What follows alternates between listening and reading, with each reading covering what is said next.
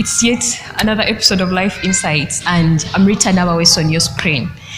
If this is your first video, we are talking life generally, and I always say we are not looking for professionals to discuss our lives, but we are going to be here always. It could be me or a different face, but literally giving you what we think you should know, gathering for you different experiences, different views, different perceptions that people have about different things that affect our lives. And today I've come with a very simple but interesting topic. I think it concerns all of us. We've all heard of a phrase, living in the moment. And if I asked what it meant to you, I would probably get different views. But the basic that many of us know is that every time you hear someone say they are living in their moment, it's because they've accomplished something they've worked so hard for, or something they've kept chasing for a long time, and this time they feel like they have it. Actually, if you had to talk to them, many of them use the phrase now, this is my time. Yes, this is my time, or this is my day. Many brides have been heard to say on their wedding days, today is my day. So they feel like today they are going to live in the moment. So the moment starts the moment they wake up. It's their day, and indeed they are living in their moment. Or many graduation speeches, we look at people and the graduates are sharing so many things, and at the end of it they conclude by saying, today I'm holding this degree in this, because, and with just the expressions on their face you could tell, yes, it's their time, and indeed they feel it, they are owning it. But today I want us to look at a different dimension of living in a moment. You realize that many of the choices we make and many of the actions we do actually are influenced by either our past or the fear for the future. So we have a past we probably wouldn't want to go back to, or the fear for a future we are not even certain about. So what happens is you do something because of what you've been through, and you either have fear of not wanting to go back there, or if it has been a good experience, because you want to keep things the same. Legally, they say you want to maintain the status quo. You want things to remain just the same. So you decide to do something. If people have been graduating in your family and not getting jobs, the moment you graduate, you'd probably say, I need to go abroad. Why? Because there is a past experience of someone, and you don't want to end up like that. And these things affect the things we do. So many of us make decisions with one leg in the past and one leg in the future. Now, what am I calling living in the moment? To me, living in the moment is grabbing now. I'm using the word grab because it takes an effort, and it's an energetic effort. Grab it. It's your moment, it's your time, grab it. So when I grab now, I have control of now. Why? Because I cannot have control of the future anymore, and I cannot have control of the past, it's gone. And I'm not even certain of the future. So why worry about things I can't even solve?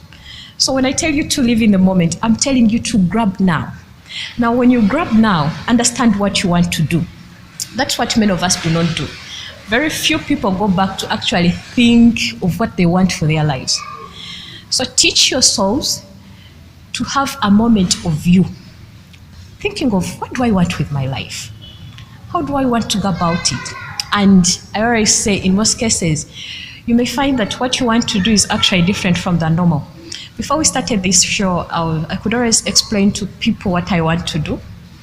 And trust me, you could explain to 10 people, and I think 9 could not understand what you want to do. Is that even possible? Isn't that too wide? Is it achievable?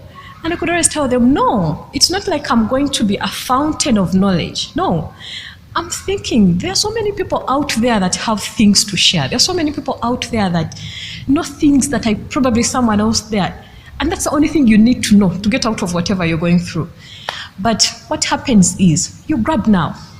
If I have you now, if you're glued on your screen now, I grab now and tell you what I think you should know. And that's what is called living in the moment. So it takes you knowing what you want to do, even when other people do not understand it at all. The moment it is clear in your mind, and in your mind it's achievable, then it's achievable. That's what you should take. So it takes different steps for us to take hold of our moments, for us to take hold of our time. And the first step is start now. Like I've said, the past is gone. I'm not certain of the future. So start now. The second stage is make simple but consistent choices. Make simple but consistent decisions. You do not have to do anything magical. Like I already said, there is nothing people have not done before.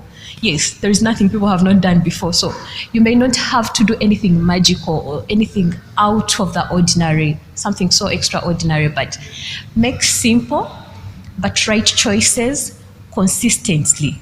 Now, teach yourself to make these simple choices effortlessly. You know, when we are starting to do something, it is always hard. I always tell my friend, I have a friend of mine, I'm a very slow person when I'm preparing for something. So if I need to be somewhere, I would have to prepare like an hour and a half before, just to make sure I have everything. Now she's this quick person who does things in a very short time, but she does things at the very last minute. So many times when you have to go somewhere or you have to do something, you'll get there and realize she has forgotten something. But why? Because she kept saying, I'll do that, I still have time. And those effects will always reflect on you. If you remember very well, the zeal with which you went for your first day at work, I'm sure very few people are, I'm sure people are rarely late for their first day at work. So what happens is at that moment you grabbed now, and it was a good thing.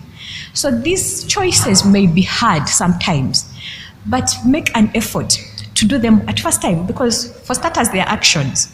Then they grow into habits. When they become habits, they grow into characters.